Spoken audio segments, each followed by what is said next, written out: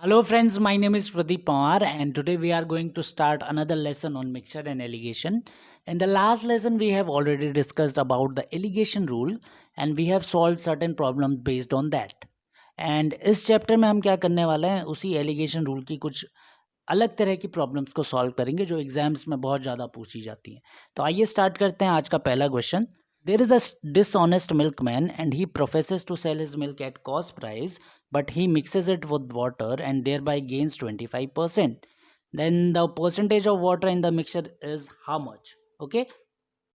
So there is a milkman and वो झूठ बोल रहा है, he is lying that he is selling the milk at cost price and अगर वो ऐसा करेगा तो he won't be having any profit, उसको कोई प्रॉफिट नहीं होगा. So actually he is not selling the pure milk, he is mixing the water into it. So now question is how much water he is adding, how much, what is the percentage of water being added such that he is having a profit of 25%. उसको जो profit हो रहा है 25% का हो रहा है. तो आइए देखते हैं क्वेश्चन को कैसे सॉल्व करना है. देखिए इस क्वेश्चन को बनाने का बहुत सारे मेथड हैं, दो मेथड को मैंने यहाँ पर डिस्कस किया है. सबसे पहला मेथड ये है कि हम एज्यूम कर लेंगे that let suppose the cost price of the milk is 100 rupees per litre. सो 100 हमने क्यों एज्यूम किया, बिकॉज यहाँ पर देखिए परसेंटेज प्रॉफिट गिवन है आपको 25%, और जब भी हम परसेंटेज की बात करते हैं तो 100 वैल्यू से सॉल्व करना ज़्यादा ईजी हो जाता है.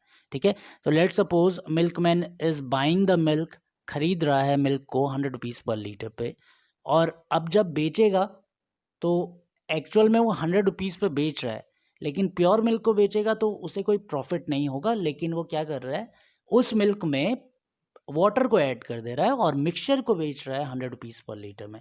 सो selling price of the mixture is also 100 rupees per litre. It is given in the question. Professes to sell his milk at cost price. तो ये लाइन बहुत इंपॉर्टेंट है. Professes to sell his milk at cost price. Selling price of the mixture is equal to cost price of the pure milk. So 100 rupees per litre selling price हो गया mixture का. ठीक है, और जब वो 100 रुपीज़ पर लीटर पे mixture को सेल कर रहा है तो उसको 25% का प्रॉफिट हो रहा है.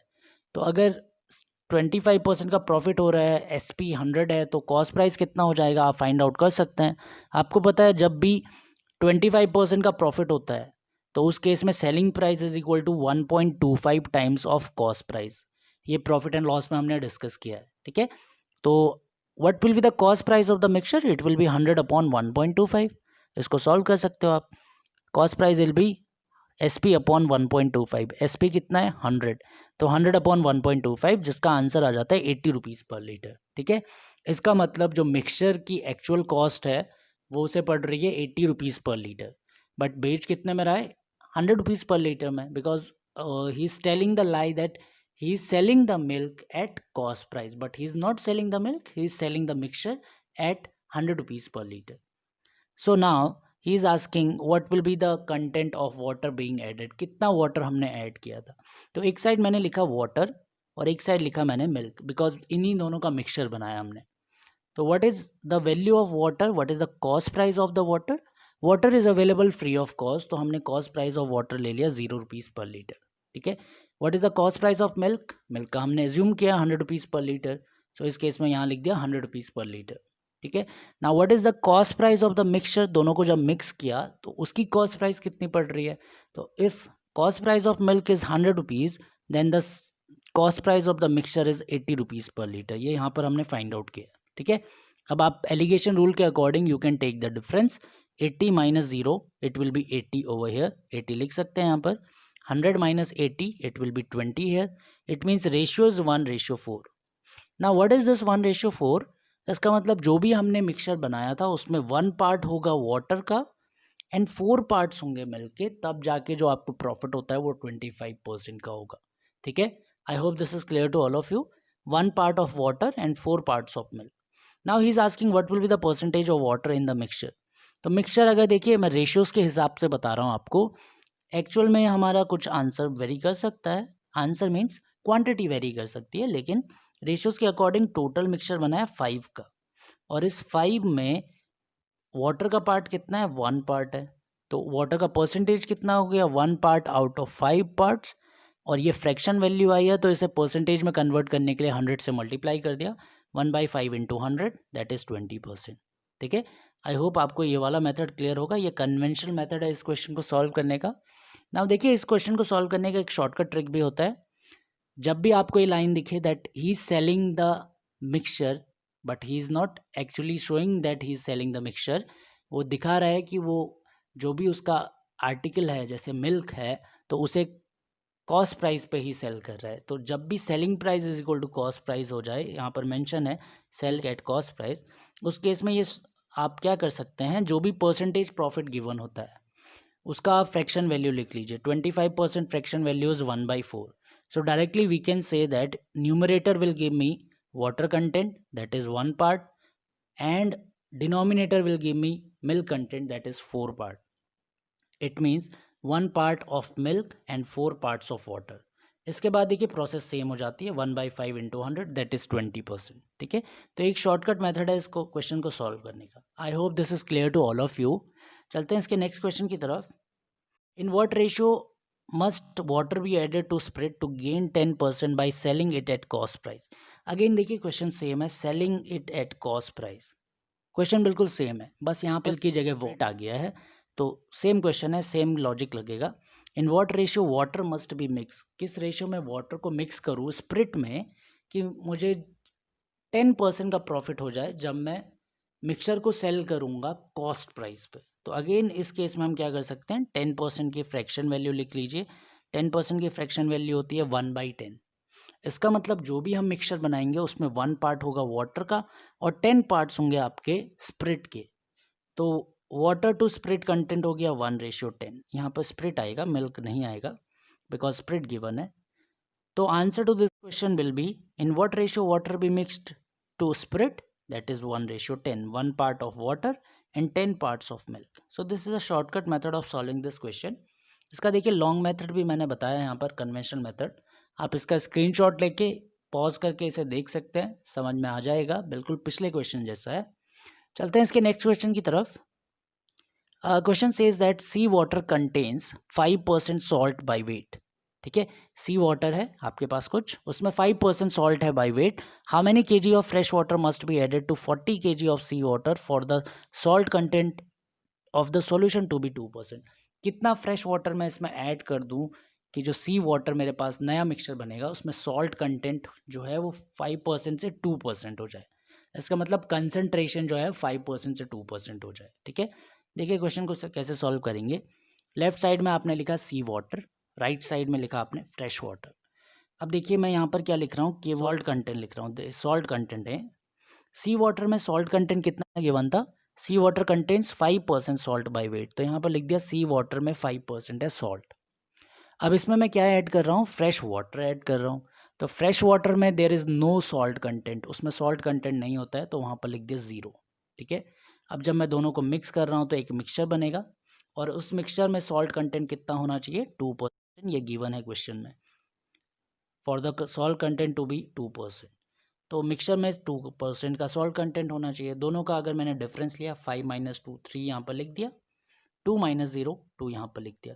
It means sea water and fresh water, इन दोनों का जो रेशियोज़ होना चाहिए वो 2:3 का होना चाहिए। इसका मतलब अगर मैं सी वाटर को 2 रेशियोज़ में लूँगा तो फ्रेश वाटर को 3 रेशियोज़ में लेना पड़ेगा। अब देखिए कंपैरिजन के लिए कौन सी वैल्यू गिवन थी यहाँ पर, how many kilograms of fresh water must be added to 40 kg of sea water. तो initial content of sea water आपको गिवन है, ये 40 kg है। ठीक है, ये आपको गिवन था। इसका मतलब 2 रेशियोज़ की वैल्यू आपको गिवन थी, 2 ratios are equal to 40 kg। So अगर 2:40 हो गया तो 1:20 हो गया। अब 1:20 है तो 3 कितना हो गया, 60। इसका मतलब हमें जो 40 kg सॉल्ट सी वाटर था उसमें 60 kg फ्रेश वाटर ऐड करना पड़ेगा। आई होप ये क्वेश्चन आपको क्लियर हो गया होगा। चलते हैं इसके नेक्स्ट क्वेश्चन की तरफ। देखिए क्वेश्चन फिर से सेम है। A mixture of 45 litre of spirit and water contains 20% of water in it. How much water must be added to it to make the water content to be 25% in the new mixture? ठीक है, तो हमने क्या किया, इसमें left side में लिख दिया हमने जो इनिशियल मिक्सचर हमारे पास था स्प्रिट एंड वाटर का, और उसमें वाटर का कंटेंट कितना था, 20% था। ठीक है, और फिर हम उसमें ऐड कर रहे हैं कि how much water must be added, कितना वाटर ऐड किया जाए तो वाटर में वाटर कंटेंट कितना होगा परसेंटेज के हिसाब से अगर मैं बोलूँ तो 100% होगा, उसमें बाकी तो कुछ दूसरा ऐड ही नहीं होता है, ठीक है। तो वाटर में वाटर कंटेंट होगा 100। स्प्रिट एंड वाटर मिक्सचर में वाटर कंटेंट था 20। तो दोनों मैंने इक्वेशन जो बनाई है एलिगेशन रूल की वो मैंने वाटर कंटेंट के लिए बनाई है। तो 20, 100 और जो मिक्सचर जो हमारा बनना चाहिए उसमें 25% होना चाहिए। तो दोनों को मिक्स करने के बाद 25 डिफरेंस ले लिया, तो रेशियोज आ गए 75 एंड 5। फाइनल रेशियोज आ गए 15:1। Now what is 15:1? इसका मतलब जो स्पिरिट एंड वाटर का इनिशियल कंटेंट था वो 15 रेशियोज में था और उसमें 1 रेशियोज में हमने वाटर कंटेंट ऐड करना पड़ेगा, तब जाके जो वाटर कंटेंट फाइनल सॉल्यूशन में बनेगा वो बनेगा कितना 25%। अब देखिए यहाँ पर कंपैरिजन के लिए कौन सी वैल्यू गिवन थी, a mixture of 45 litre of spirit and water. It means initial value हमें स्पिरिट एंड वाटर कंटेंट की गिवन है 45 लीटर।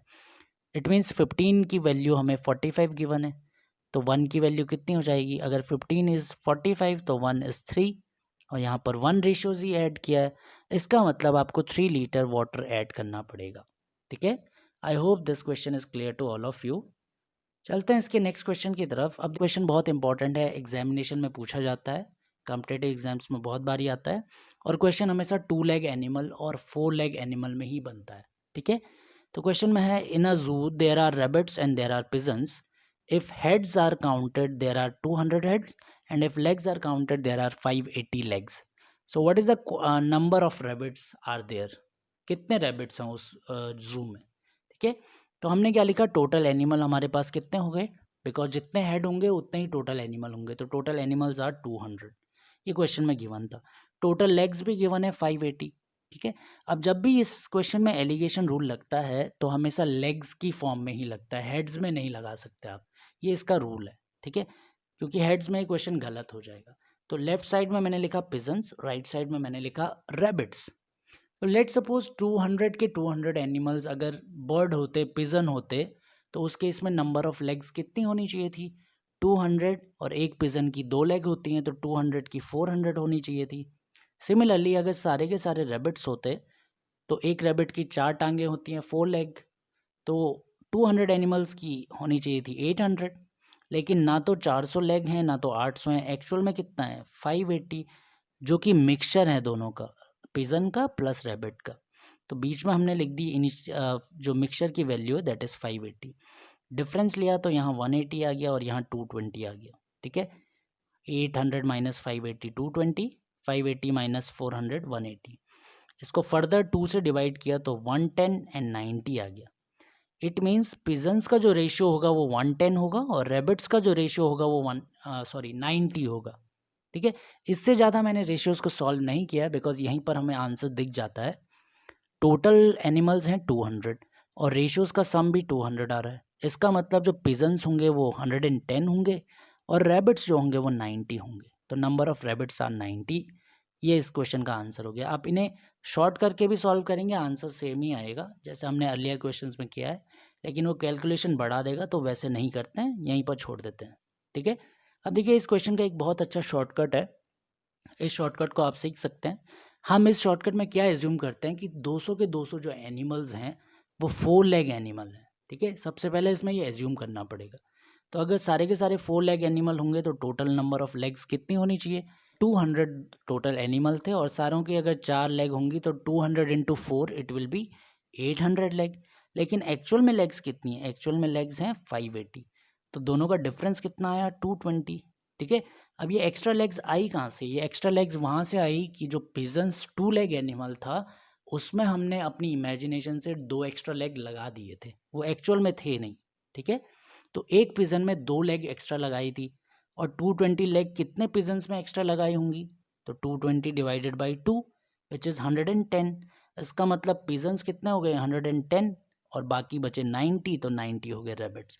तो इसका शॉर्टकट है, दोनों का डिफरेंस ले लीजिए लेग्स का, दैट इज़ 220 और उसे 2 से डिवाइड कर दीजिए, आपको 2 लेग एनिमल मिल जाएगा, ठीक है। I hope this question is clear to all of you. अगर आपको पसंद आता है तो रेट, रिकमेंड, रिव्यू करना ना भूलें और फ्रेंड से शेयर करना ना भूलें। Thank you.